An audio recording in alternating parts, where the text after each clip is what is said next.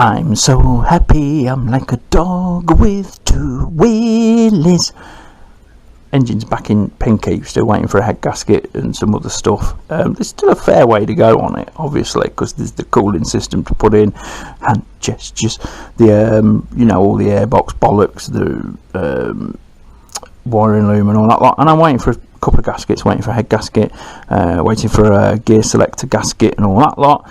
And then we can just continue. And I've got an oil filter, but I'm going to order another one as well, because what I'm going to do is just put plain water in it first and some cheap oil.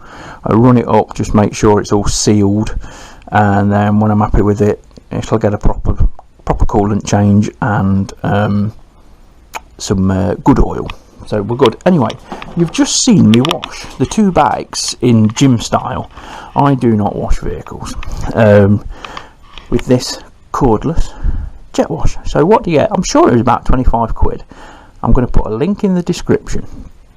So what do you get for your 25 quid? Well, you get a battery, you get a charger, not shown, you get the gunnage with the pump in it, you get a soap dispenser, you get the hose with the filter, and all I've done, I've put some weight in the filter so it stays inside whatever water source you use. I mean, you could use it in a river, a bucket, water. I've just used a watering can. You get your normal lamps, which the spray is variable from a fine jet to a mist, and you've also got this bit there, which is for doing like like patios and stuff like that. It's a very concentrated jet, and all in all, for 25 quid, I'm more than happy with it.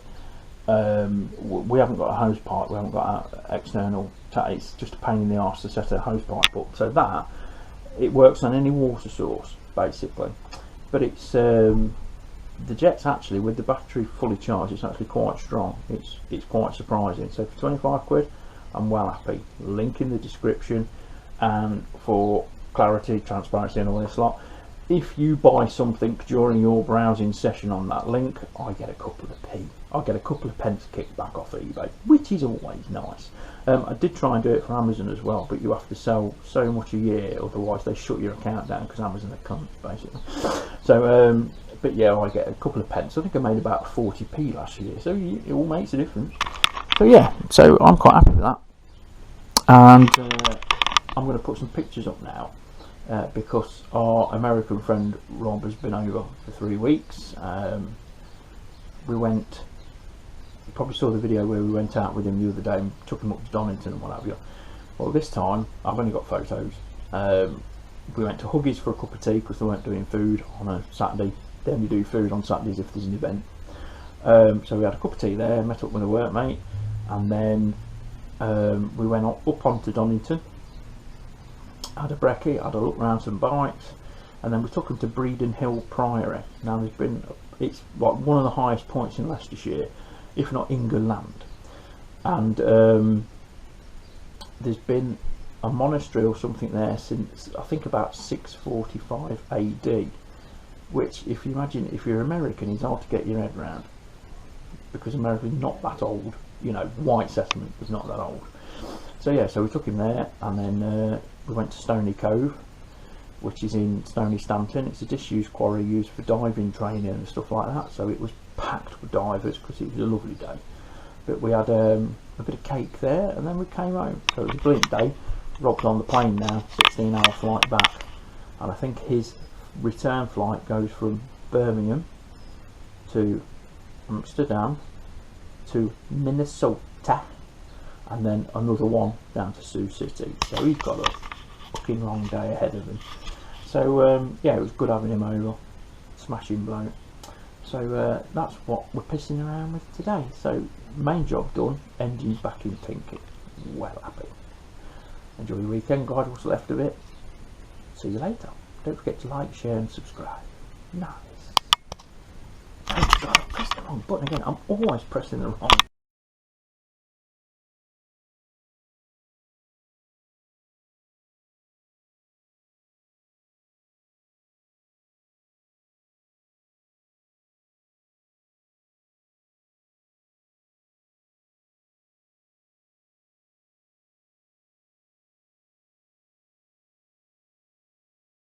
I love putting valves in. 1 down, 15 to go. Great. Anyway, engines back together on Pinky. Jolly good. Hello everybody, Alan here. I'm putting the valves back in the CB400, sorry, the CB1 398cc motorcycle, and I'm using a spring compressor which fits just perfectly, and the collets, shit, I've just dropped the fucking thing. But anyway, and the collets fit in perfectly, so when I undo it they should sit in perfectly. But just to make sure, I just give them a little shovette to make sure they're in, so when I back it off they should seat. You shouldn't really do this one-handed, but Tracy tells me that as well. There we go, it's sad now, and now I can take the spring compressor off one-handed and try and move it out one-handed. Oh, fucking bollocks.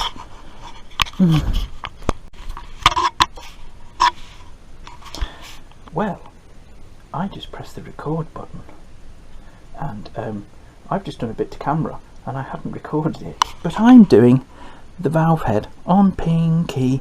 I've got 11 in so far, they're all going in lovely.